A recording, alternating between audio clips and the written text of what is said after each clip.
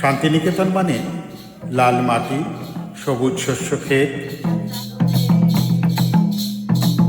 লোকগান, লোকনৃত্য,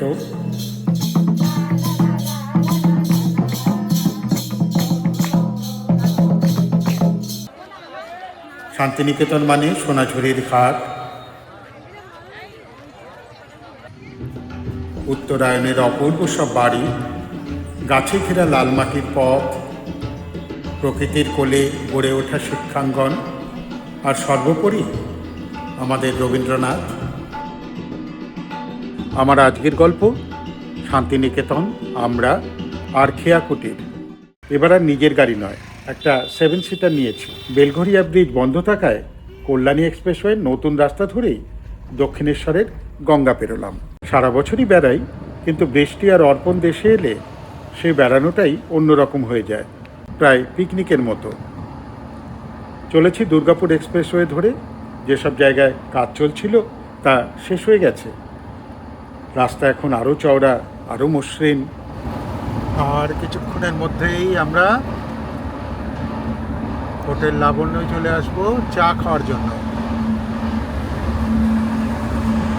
এই আমরা বাড়ির থেকে বেরিয়েছিলাম 7:30, এখন 8:45 বাজে।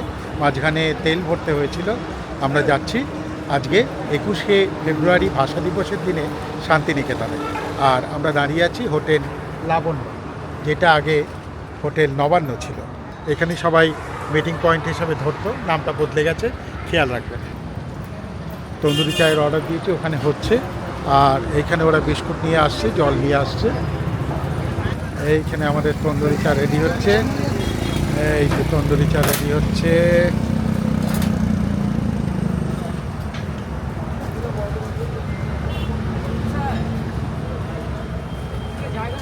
বলো, তন্দুরি চা খেয়ে কেমন লাগছে? হ্যাঁ বলো। হ্যাঁ, তাহলে আমি এবার আমার চাটা খাই। আমার চাটা এখানে রেখেছি।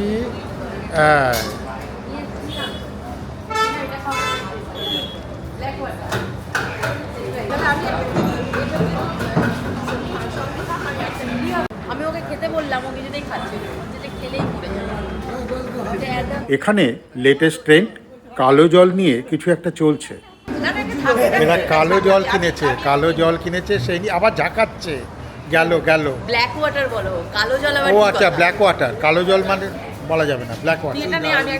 আজ 21শে ফেব্রুয়ারি, আবহাওয়াটা ভারী সুন্দর। চলেছি বোলপুর শান্তিনিকেতনে। দারুণ একটা তন্দুরি চা খেলাম, এবার রওনা হচ্ছে। সামান্য জরুরি কথা এই সুযোগে বলে নিই, আমরা থাকবো বোলপুরের খেয়া কুটিরে। কলকাতা থেকে দূরত্ব 164 কিলোমিটার, 4 ঘন্টার মতো রাস্তা। যাক, এবার টিফিনের জন্য দাঁড়াই শক্তিগড়ের ল্যাংচাকে উপেক্ষা করে আমরা চলে এসেছি দোসাহাটে। দোসাহাটটা দেখাই, এই যে দোসাহাট। আর এখানেও ল্যাংচা পাওয়া যায়। ল্যাংচা ছাড়া শক্তিগড় তাকে হয় নাকি? তাহলে আমরা অর্ডার দিয়ে দিয়েছি দোসার। দোকানটা একটু দেখাই।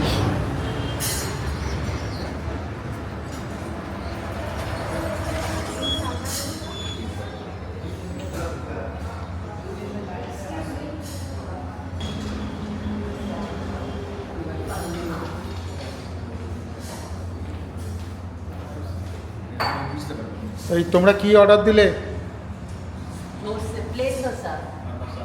মশলা দোসা,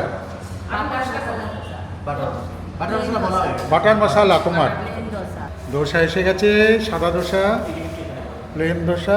এই হচ্ছে প্লেন দোসা। এই যে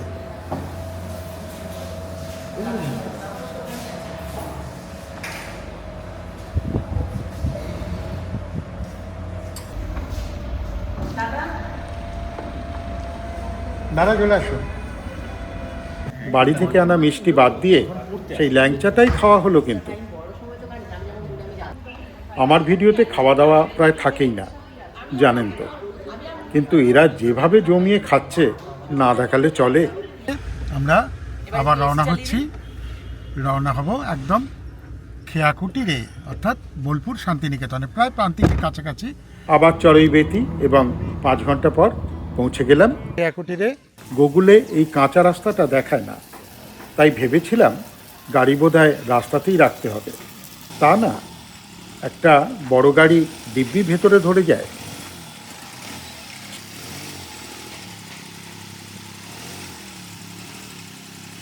আমাদের অভ্যর্থনা জানালেন সুজিতবাবু এবং দিদি। এখন পুরো 2 দিন এই বাড়িটা আমাদের। সব কিছু ঘেঁটে যাওয়ার আগে খেয়াকুটিরের ভেতরের জায়গাটা একটু দেখিয়ে দিই। রীতিমতো বাগান দিয়ে ঘেরা একেবারে মানানসই একটি বাড়ি। দুয়ারে রবীন্দ্রনাথ, মা বসে পড়েছে ছোট্ট বারান্দায়। বারান্দা পেরিয়ে প্রথম ঘর, সুন্দর বারান্দা। আর এইটাকে বলা যেতে পারে আড্ডা ঘর। এইটা আড্ডা ঘর, হ্যাঁ। বেডরুম আছে, একটা সিঙ্গেল বেড আছে। এইটা হচ্ছে একটা প্রায় 3 জন সুন্দর শুতে পারবে। আর এখানে একটা অ্যাটাচ বাথ রয়েছে। অ্যাটাচ বাথে যা যা থাকার সবই আছে। তারপরে আমরা ঘুরে আর একটা ঘরে চলে যাই। আচ্ছা, ওয়ার্ডরোব রয়েছে, ড্রেসিং টেবিল রয়েছে, এখানে একটা ওয়ার্কিং টেবিল রয়েছে, আর এইখানে একটা ছোট্ট সুন্দর মিষ্টি ঘর রয়েছে। কি দারুণ একটা ঘর! এই ঘরটা সুন্দর করে দেখাই। কিরে, ঘর পছন্দ হয়েছে? দেয়াল জোড়া কাঁচের জানলা, বাইরে বাগান। ঘর পছন্দ হয়েছে? একদম কোজি ঘর। এই যে ঘরটা, সিঙ্গেল বেডরুমের ঘরটা, এখানেও কিন্তু একটা বাথ রয়েছে। এখানে একটা বেসিন রয়েছে, আর বাহ, সুন্দর বাথ রয়েছে। এই যে গিজার টিজার সবই আছে। এবার আসা যাক অলঙ্করণে। এ ঘরেই রয়েছে টিভি এবং ওয়াইফাই সেট।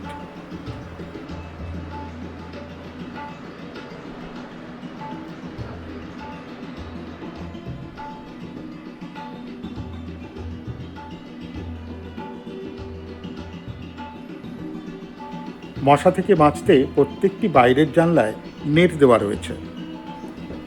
এবার বাইরেটায় কি আছে দেখা যাক। ঢুকতেই লাল টুকটুকে দোলনা, আর বাড়ি পেরিয়ে ওই যে বৌদ্ধ মন্দিরের মতো ঘরটি, ওটি রান্নাঘর। আর ওখানেও প্রয়োজনে গেস্টদের ঢুকে যাওয়ার অনুমতি রয়েছে। তাহলে চলুন রান্নাঘরটাও একবার দেখে নেওয়া যাক।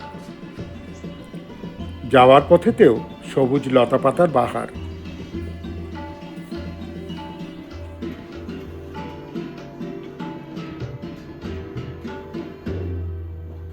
এটা খোলামেলা ডাইনিং।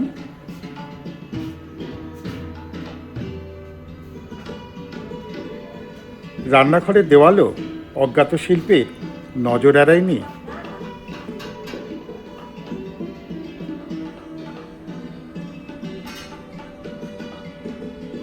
পেছনে পদ্মপুকুর। এখন অবশ্য পদ্ম নেই, কাঁকড়া আছে। এক দম্পতিকে ধরতে দেখেছি। চলুন এবার বাগানটা দেখি কি আছে না আছে। সবার আগে আর একবার রবীন্দ্রনাথের সামনে। দরজা দিয়ে ঢুকে বাঁদিকে ফল ফুলের বাগান। ছোট্ট বাগান, কিন্তু নাম জানা না জানা ফল ফুলে ভর্তি।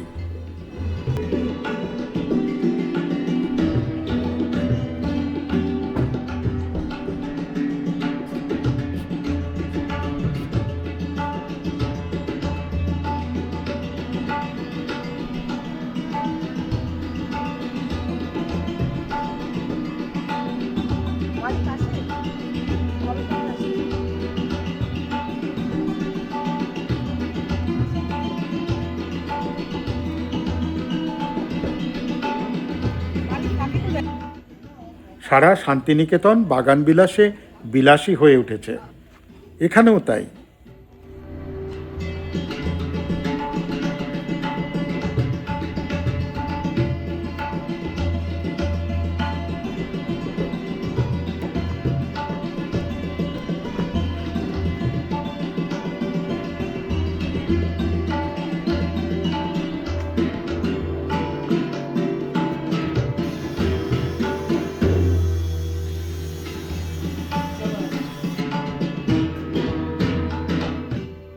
আরও কিছু দেখতে চায় জনতা। দেখতে পায়ও মঞ্জরি, আমের মঞ্জরি, তার সুঘ্রাণে বাগান মম। সবেদা, কাঁঠাল সবই মজুদ এই ছোট্ট বাগানে।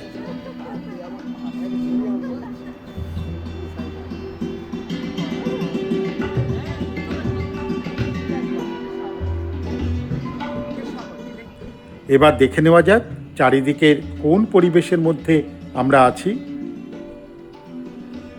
পিছনে মস্ত পদ্মপুকুর, আর তার পাড়ে ছবির মতো সাজানো গাছের সারি।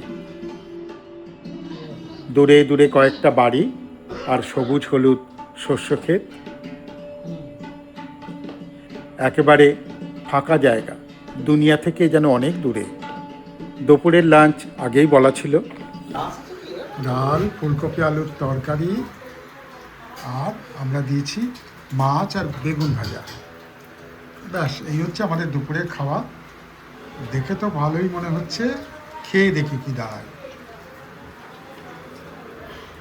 সঙ্গে মাছ, চাটনি, পাঁপড়। দুপুরবেলা দারুণ খাওয়া দাওয়া করে আমরা এবার সোনাঝুরি হাটের উদ্দেশ্যে বেরোচ্ছি। সবাই রেডি, গাড়ি বেরোবে। কই সুব্রতদা কই? টুকটাক ফটো সেশন তো চলছেই। চলে এসছি সোনাঝুরি ঘাটে। এখানে শান্তিনিকেতন মানেই পর্যটকদের কাছে এখন সোনাঝুরির হাট। রবীন্দ্রনাথ, বিশ্বভারতী এসব এখন ব্যাকসিটে। এখন হাট অনেকটাই বড়, খালের এপার থেকেই শুরু হয়ে গেছে। গাড়ি পার্কিংয়ের জন্য কিন্তু চলে যেতে হবে একেবারে শেষ প্রান্তে, হাটের একেবারে পেছনে। এবার একটু পেছন ফিরে তাকানো যাক। 1901 সালে শান্তিনিকেতনের প্রতিষ্ঠাকালে এই অঞ্চল ছিল কোপাই নদীর ধারে লাল ল্যাটেরাইট মাটির উঁচু নিচু ক্ষয়প্রবণ জমি। এই জমিকে রক্ষা করার জন্য 1950 থেকে 60 সাল পর্যন্ত সরকার ক্রমাগত সোনাঝুরির গাছ লাগিয়ে গেছে। তারপর গড়ে উঠেছে এই সোনাঝুরির বন। 1990-এর দশকের মাঝামাঝি শান্তিনিকেতনের আশেপাশের গ্রামগুলি, বিশেষ করে সুরুল, বল্লভপুর, শ্যামবাটি, কঙ্কালীতলার কারিগরেরা সপ্তাহে একদিন তাদের হাতের কাজ নিয়ে বসতে শুরু করে দিলেন। প্রথম দিকের পসরা বলতে ছিল কাঁথার কাজ, বাটিকের কাজ, সাঁওতালি অলংকার, কাঠের কাজ আর হাতে তৈরি ব্যাগ, এইসব। 2000 সাল থেকে 2005 সালের মধ্যেই এই হাট শনিবারের হাট বলে প্রতিষ্ঠিত হয়ে যায়। তারপর চলে আসে বাউল গান, চলে আসে কিউরেটেড লোকনৃত্য, লোকগান। এরপর থেকে 2015 সালের মধ্যেই এই সোনাঝুরির হাট ঢুকে যায় পর্যটন মানচিত্রে। এখন আদিবাসীদের সঙ্গে নাচটাও একটা ট্রেন্ড। কিছুক্ষণ হাটে কাটিয়ে সামান্য কিছু কেনাকাটা করে চা খেয়ে বাড়ি ফিরে এলাম। রাতে যে যার পছন্দ মতো ভাত বা রুটি নিয়ে নিলাম, সঙ্গে ডাল, তরকারি আর পছন্দ মতো চিকেন বা ডিম। আগে থেকেই বলা ছিল, সবই বেশ সুস্বাদু। পরের দিন 22শে ফেব্রুয়ারি। সবাই চলে এসো, চা চা চা। গুড মর্নিং বন্ধুরা। আজ 22শে ফেব্রুয়ারি, কাল 21শে ফেব্রুয়ারি আমরা এসেছিলাম এই রিসোর্টে।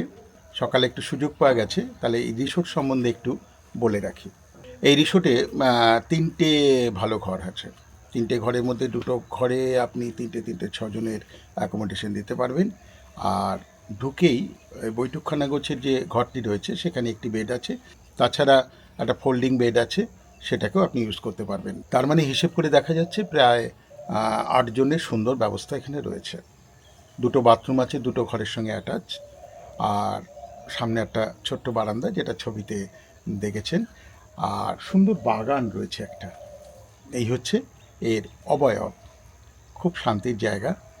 আশেপাশে আরও বিল্ডিং হচ্ছে, তখন আরও শান্তির জায়গা এই শান্তিনিকেতনে থাকবে কি না জানি না। তবে সোনাঝুরি হাটের থেকে এটা প্রায় 5 কিলোমিটার দূরে, অনেকটা প্রান্তিকের দিকেই। আচ্ছা, এটা হয়ে গেল। আর দ্বিতীয় কথা, খাওয়া দাওয়া হচ্ছে এখানে একজন রান্নার লোক আছে, অসাধারণ রান্না করেন। অসাধারণ বলতে আমাদের বাঙালি টেস্টে যেটাকে আমরা ঘরোয়া বলে থাকি, ভারী সুন্দর। আমরা খুব তৃপ্তি করে গতকাল খেয়েছিলাম লাঞ্চ। ফুলকপি বেশি ছিল, সকালবেলা ফুলকপি আলুর তরকারিটাও খুব সুন্দর ছিল। আচ্ছা, এটা গেল। এইবার হচ্ছে খরচ খরচা। খরচ খরচা হচ্ছে এখানে অনেকটাই বন বাংলোর মতো। এখানে যিনি রান্না করেন সারা দিনের জন্য তাকে দিতে হবে 1200 টাকা। সে আপনি মেম্বার 8জন হোক, 6জন হোক, যাই হোক, বা 2জন হোক। আর বাকি রান্নার যে সরঞ্জাম তার দামটা দিতে হবে। ওনারাই বাজার করে আনবেন।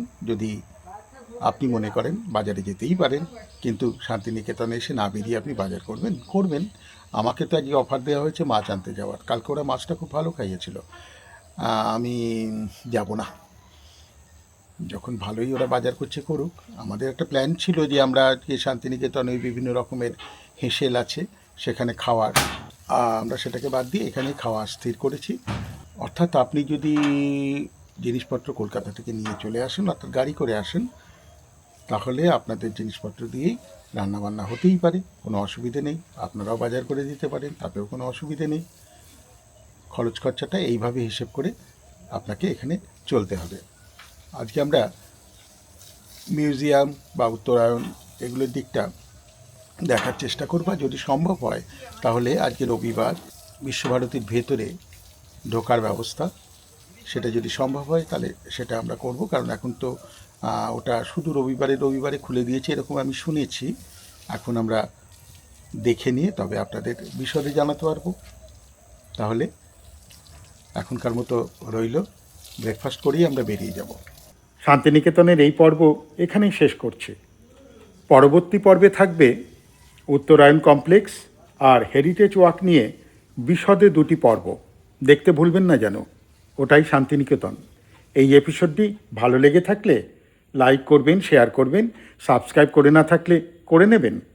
শেষ পাতে আমরা এই খেয়া কুটিরে আর কি করেছি তার ঝলক দিয়ে শেষ করছি। মুঠো খুলতেই মেঘ, মেঘের কথা থাক। আমার সেই গল্পটা এখনো শেষ হয়নি। শোনো, পাহাড়টা আগেই বলেছি ভালোবেসেছিল মেঘকে।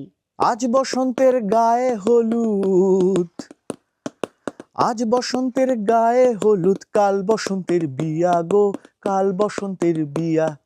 শিমুল পলাশ সাজবে আজি, নাকে নোলক দিয়া গো, নাকে নোলক দিয়া। ভালো থাকবেন, ধন্যবাদ।